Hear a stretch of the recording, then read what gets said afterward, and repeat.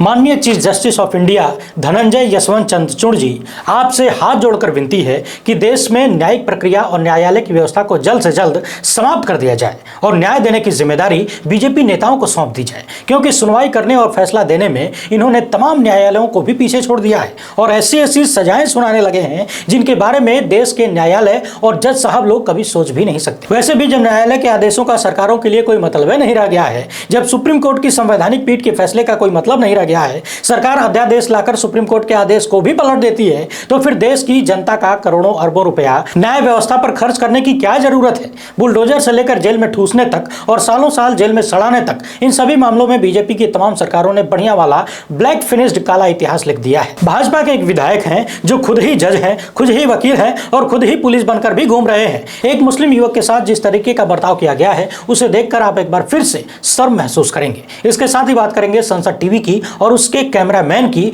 जो संसद की कार्यवाहियों को कवर करता है। पिछले कई दिनों से मैंने जो खुद महसूस किया है वो आपके साथ शेयर करूंगा कि किस तरीके से संसद टीवी के ऊपर बड़ा खेल नजर आता है। पिछले दिनों आरपीएफ कांस्टेबल ने ट्रेन में किस तरीके से 4 लोगों को गोलियों से भून दिया था, ये तो आप सब जानते ही हैं। अब उसने जांच पड़ताल में जो बातें कही हैं, सुनकर आपकी खोपड़ियां घूम जाएगी और आप ये कहने पर मजबूर हो जाएंगे कि ये चेतन सिंह किसी आतंकवादी से कम है के।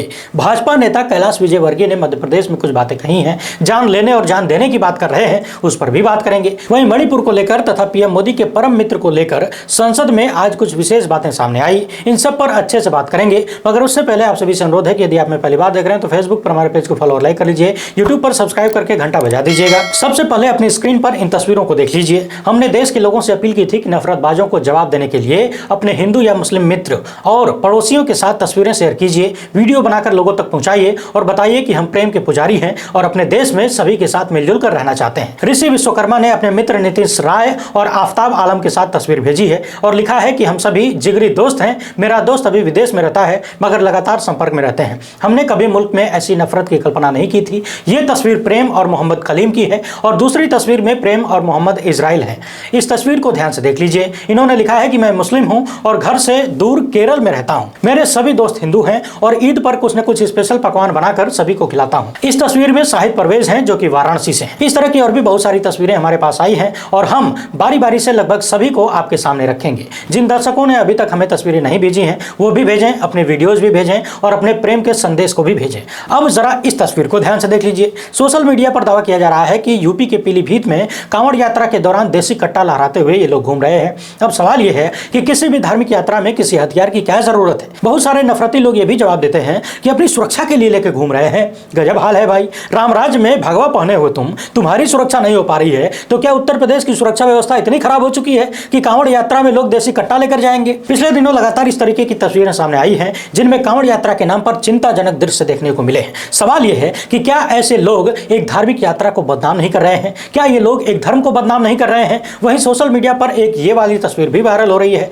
जिसमें किसी यात्रा के दौरान अश्लील गानों पर लड़कियों को नचवाया जा रहा है, ठुमका लगवाया जा रहा है। ये तस्वीरें कहां की हैं, कब की हैं, ये तो हमें नहीं पता, मगर जब की भी हैं सवाल तो पैदा करती है कि ऐसी कौन सी धार्मिक यात्रा होती है जिसमें भोजपुरी के अश्लील गाने बजाकर लड़कियों को नचाने से धर्म मजबूत होता है। बहरहाल पिछले कई दिनों से देख रहा हूं संसद टीवी को और संसद टीवी के कैमरामैन को। पहले 2 चैनल हुआ करते थे, एक लोकसभा टीवी और दूसरा राज्यसभा टीवी। दोनों पर अलग अलग कार्यवाहियां दिखाई जाती थी और अच्छे अच्छे कार्यक्रम आते थे जिनसे बहुत कुछ सीखने को मिलता था। व्यक्तिगत रूप से मैं राज्यसभा टीवी ज्यादा देखा करता था। बाद में मोदी सरकार ने दोनों को मिलाकर एक कर दिया, संसद टीवी। अब इसके पीछे की वजह क्या थी हमें नहीं पता।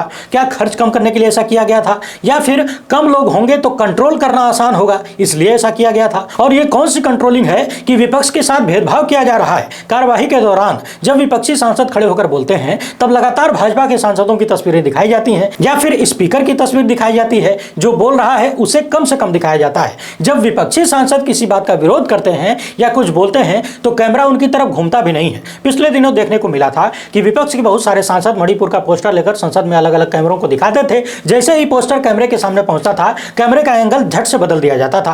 पिछले दिनों लगातार बहुत सारे विपक्षी सांसदों ने यह भी आरोप लगाया कि उनकी बातें संसद टीवी के यूट्यूब चैनल पर अपलोड नहीं की जाती हैं, ज्यादा से ज्यादा बीजेपी के लोगों की बातें ही अपलोड की जा रही हैं। कांग्रेस के अधीर रंजन चौधरी ने यह भी आरोप लगाया है कि किस तरीके से पिछले दिनों भाजपा के एक सांसद ने जो उल जलूल बातें कही थी, जो अनर्गल आरोप लगाए थे, शिकायत करने पर पहले उन्हें हटाया गया फिर बाद में दोबारा अपलोड कर दिया गया। एक और बात देखने वाली है, जब बीजेपी के सांसद सदन में बोलते हैं तब कैमरे का एंगल एक बार भी इधर उधर नहीं होता। विपक्ष के सांसद चाहे जितना कुछ बोलते रहें, सवाल करते रहें, उनकी तरफ कैमरा नहीं घूमता है।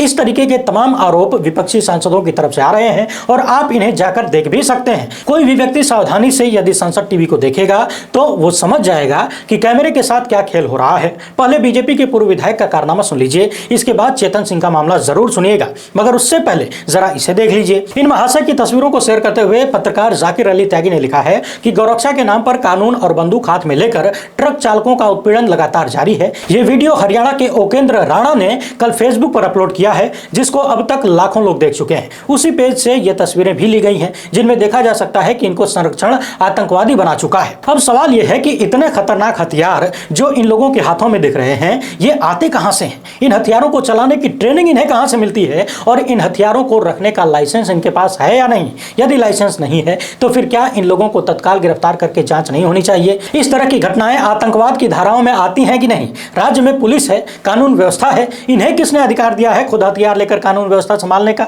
वहीं सोशल मीडिया पर झारखंड के जरमुंडी से पूर्व भाजपा विधायक देवेंद्र कुमार की एक वीडियो वायरल हो रही है। इसे शेयर करते हुए पत्रकार सदफ आफरीन ने लिखा है कि तौसीफ नामक युवक को पंचायत बुलाकर सजा सुनाई गई। युवक को उठक बैठक करवाया गया, जमीन पर थूक कर चटवाया गया और फिर लात मारी गई। मतलब बीजेपी नेता खुद ही जज, खुद ही वकील और खुद ही पुलिस हैं। मगर मैं कहता हूं कि ये लोग जज, पुलिस और वकील से भी बढ़कर हैं, क्योंकि कोई भी जज थूक कर चटवाता नहीं है, न थुकवाता है, न चटवाता है और न ही लात मारता है। अब जब बीजेपी के पूर्व विधायक इतना बड़ा कारनामा कर ही रहे हैं तो क्यों न न्याय व्यवस्था उन्हीं के नाम कर दी जाए? जो लोग विधायक बन चुके हैं यानी चुनाव जीत चुके हैं, वो लोग विधायिका संभालें और जो चुनाव हार चुके हैं उनके नाम न्यायपालिका कर दिया जाए, वो न्यायपालिका संभालें। अब मिड डे की इस खबर को जरा ध्यान से सुनिए। चेतन सिंह नाम के जिस आरपीएफ कांस्टेबल ने ट्रेन में 4 लोगों की निर्मम हत्या की थी, उसकी हिरासत मांगते हुए जीआरपी के अधिकारियों ने अदालत से कहा है कि उन्हें अभी भी पूरे ट्रेन की यात्रा का सीसीटीवी फुटेज प्राप्त करना है और घटनाओं के अनुक्रम का विश्लेषण करना बाकी है। अधिकारियों ने यह भी बताया है कि वो पता लगाना चाहते हैं कि क्या चेतन सिंह को किसी ने अपराध के लिए उकसाया था। और आगे की जो बात है इसे जरा ध्यान से सुनिएगा। बताया गया कि सूत्रों के मुताबिक चेतन सिंह को 4 निर्दोष लोगों की हत्या का कोई अफसोस नहीं है। उसने जीआरपी और आरपीएफ कर्मियों से कहा है कि अगर ट्रेन नहीं रुकी होती तो 8-10 लोगों को और मार दिया होता। और उसने यह भी बताया है कि उसकी अंतिम इच्छा है कि पाकिस्तान जाएं और वहां सभी लोगों को मार दें। सूत्रों के हवाले से लिखा गया है कि ऐसा प्रतीत होता है कि उसे यानी चेतन सिंह को मुस्लिम समुदाय से जबरदस्त नफरत है। यही कारण है कि गिरफ्तारी के बाद जब उसे कपूर अस्पताल ले जाया गया तो उसने दाढ़ी वाले डॉक्टर से मेडिकल चेकअप कराने से इनकार कर दिया। नफरत की इंतहा देखिए, उसे लगा कि दाढ़ी वाला डॉक्टर मुस्लिम है, इसलिए उसने मेडिकल कराने से मना करा दिया और जब बिना दाढ़ी वाला डॉक्टर आया तो कोई विरोध नहीं किया। चेतन के वकील का कहना है कि वो मानसिक रूप से ठीक नहीं है और अपराध के समय चेतन सिंह होश में नहीं था। सवाल यह है कि चेतन सिंह नाम के कांस्टेबल के मन में मुसलमानों के खिलाफ नफरत किसने पैदा की? कौन है जिसने चेतन सिंह को वर्दी में चलता फिरता आतंकवादी बना दिया? कौन है जिसने चेतन के पूरे परिवार को बर्बाद कर दिया? कौन है जिसने इस कदर नफरत भर दी कि चेतन अपने सैनिक कर्तव्यों को भूल गया? हालांकि इस कौन का जवाब आप सब जानते हैं। वैसे ये भारत में इकलौता चेतन नहीं है, आप अपने आसपास ढूंढ लेंगे तो बहुत सारे चेतन मिल जाएंगे। इन सभी चेतनों को चेताने की जरूरत है कि सभी का खून है शामिल यहाँ की मिट्टी में। इतिहास पढ़ो और व्हाट्सएप यूनिवर्सिटी के फर्जी ज्ञान से बाहर निकलो। नफरत की राजनीति ने देश में कैसे कैसे आतंकवादी पैदा कर दिए हैं। 4 लोगों की हत्या करने के बाद वो कह रहा है कि ट्रेन नहीं रुकती तो 8-10 को और मार देता। एक भाजपा कार्यकर्ता सम्मेलन में इन्होंने कहा कि जो भारत माता की जय बोलेगा वो हमारा भाई है और हम उसके लिए जान भी दे सकते हैं, और जो भारत माता के खिलाफ बोलेगा तो उसकी जान लेने में हम पीछे नहीं हटेंगे। इसके साथ ही इन्होंने ये भी दावा किया है कि कश्मीर में केंद्र सरकार ने शांति स्थापित कर दी है। बाकी हकीकत क्या है ये तो आप सब जानते ही हैं। अब सवाल यह है कि भारत माता के खिलाफ कौन बोल रहा है? जो इस देश में पैदा हुआ, जो इस देश की मिट्टी में रहता है, जो इस देश की मिट्टी का खाता है, क्या वो इस देश से नफरत कर सकता है? बिल्कुल नहीं। दरअसल यहाँ एक खेल चलता है। खेल यह है कि पहले भीड़ को तैयार करना है कि जो भी भारत के खिलाफ बोलेगा, भारत माता के खिलाफ बोलेगा, उसके खिलाफ हिंसा करनी है, जान लेने से पीछे नहीं हटना है। और इसके बाद किसी वीडियो को एडिट करके दिखा देना है कि देखो ये लोग भारत माता के खिलाफ बोल रहे हैं। याद करिए जेएनयू का मामला, किस तरीके से कन्हैया कुमार समेत अनेक लोगों पर आरोप लगा दिया गया कि उन्होंने देश विरोधी नारे लगाए थे, टुकड़े करेंगे नारे लगाए थे। बाद में खुद भाजपा सांसद की पत्नी ने कहा कि मैं भी वहां पर मौजूद थी, कन्हैया तो वहां था ही नहीं। जबकि जो लोग नारे लगा रहे थे वो बाकायदा नकाब पहनकर आए थे। ये नकाब वाले कौन है, हमने पहले भी इस पर बात की है। और वो सारे नकाबपोश बाहरी थे, ये बात खुद भाजपा सांसद की पत्नी ने कहा है। जी न्यूज जैसे टीवी चैनलों ने उसी फर्जी वीडियो को खूब चलाया और बैठे बिठाए कन्हैया कुमार जैसे छात्र नेताओं को देशद्रोही घोषित कर दिया और उनकी चहेती सरकार आज तक उन आरोप आरोपों को साबित नहीं कर पाई। वीडियो फर्जी पाया गया, लेकिन उससे हुआ ये कि वोट बैंक तैयार रहा, अंधभक्तों की टीम मजबूत बनी रही। वैसे यहां एक और सवाल उठता है, हाल ही में डीआरडीओ के जिस साइंटिस्ट को गिरफ्तार किया गया, जिस पर आरोप लगा कि किसी पाकिस्तानी महिला जासूस को उसने भारत की सीक्रेट दी है, वो आदमी भी आरएसएस से जुड़ा हुआ था। इसे भारत माता के खिलाफ माना जाएगा या भारत माता के साथ माना जाएगा? क्या भारत माता का जयकारा लगवाने वाले ठेकेदार इस बात का जवाब देंगे कि कथित रूप से आरएसएस से जुड़ा हुआ एक डीआरडीओ का वैज्ञानिक पाकिस्तान जैसे देश को यदि भारतीय खुफिया जानकारी देता है तो उसे देशद्रोही माना जाएगा कि नहीं? वहीं अविश्वास प्रस्ताव पर चर्चा के दौरान कांग्रेस सांसद गौरव गोगोई ने सवाल किया कि आप सबके विकास की बात करते हैं, लेकिन सिर्फ चुनिंदा पूंजीपतियों का विकास करते हैं। उन्होंने बताया कि अप्रैल 2023 में श्री सीमेंट सांगी इंडस्ट्रीज को खरीदना चाहता था। जून 2023 में श्री सीमेंट के यहाँ इनकम टैक्स का छापा पड़ गया। जुलाई 2023 में श्री सीमेंट ने खुद को उस खरीद से यानी अधिग्रहण से अलग कर लिया। फिर अगस्त में अडानी का अंबुजा सीमेंट संगी इंडस्ट्रीज को खरीद लेता है। वही पुराने खेल का आरोप फिर से लग रहा है, जो मोदी सरकार पर पहले भी लग चुका है, कि जांच एजेंसियों से डरा धमकाकर अलग अलग इंडस्ट्रीज गौतम अडानी के नाम पर करवाने की साजिश बीजेपी सरकार यानी मोदी सरकार करती है। वहीं कांग्रेस सांसद ने एक बात और उठाई है। उनका कहना है कि जब तक मैं सदन में प्रधानमंत्री, गृह मंत्री और मणिपुर जैसे मुद्दों पर चर्चा कर रहा था, बीजेपी के सांसद शांत थे, लेकिन जैसे ही अडानी का नाम लिया, ये लोग खड़े हो गए और चिल्लाने लगे। वहीं संसद में लगातार ये भी देखा जा रहा है कि कभी भाजपा सांसद नीचे बैठ बोल रहे हैं, संसद में केंद्रीय मंत्री नारायण राणे विपक्षी सांसदों से औकात देख लेने की बात कर रहे हैं।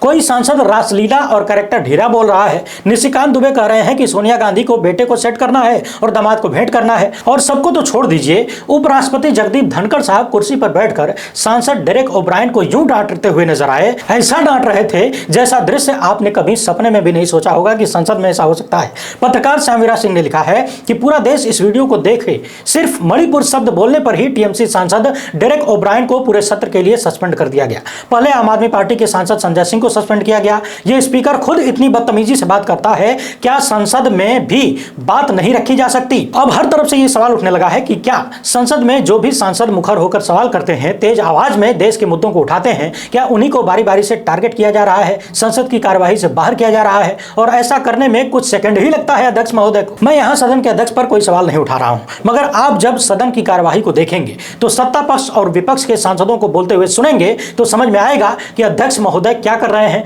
किस तरीके से कर रहे हैं और झुकाव किधर है कि नहीं है। सवाल यह भी है कि भाजपा के जो सांसद सदन में तमीज भूल गए हैं, जो रासलीला और कैरेक्टर ढीला बोल रहे हैं, अरे बैठ सरेआम इस तरीके की बातें कर रहे हैं, उन पर कोई कार्यवाही क्यों नहीं होती? जो सांसद देश के माननीय पत्रकारों पर झूठे आरोप लगा रहे हैं, मनगढ़ंत बातें बोल रहे हैं, उन पर कोई कार्यवाही क्यों नहीं हो रही है? प्रधानमंत्री सन्नाटा मारकर क्यों बैठे हैं? इतने दिन हो गए, सारे विपक्षी सांसद चाहते हैं कि प्रधानमंत्री सदन में आकर जवाब दें। प्रधानमंत्री आखिर सवालों से भाग क्यों रहे हैं? यदि प्रधानमंत्री के पद पर बैठे हुए लोग इस तरीके से देश के असल मुद्दों से भागेंगे, सवालों से भागेंगे, तो फिर लोकतंत्र की अम्मा का क्या होगा? क्या सवाल पूछने वाले विपक्षी सांसदों को सदन की कार्यवाही से निकलवा देने से लोकतंत्र की अम्मा मजबूत हो जाएगी? एक बार फिर से अपील है, अपने सभी सोशल मीडिया प्लेटफॉर्म पर, फेसबुक पर, व्हाट्सएप पर या फिर जो भी आप चलाते हैं, उन सब पर अपने हिंदू और मुस्लिम मित्रों के साथ तस्वीरें या वीडियो बनाकर शेयर कीजिए। आप हमें भी भेज सकते हैं, हम उसे अलग अलग वीडियोज में दिखाएंगे। वीडियो अच्छी लगे तो ज्यादा से ज्यादा लोगों तक पहुंचाएं। हमसे जुड़ने के लिए बहुत बहुत धन्यवाद। जय हिंद।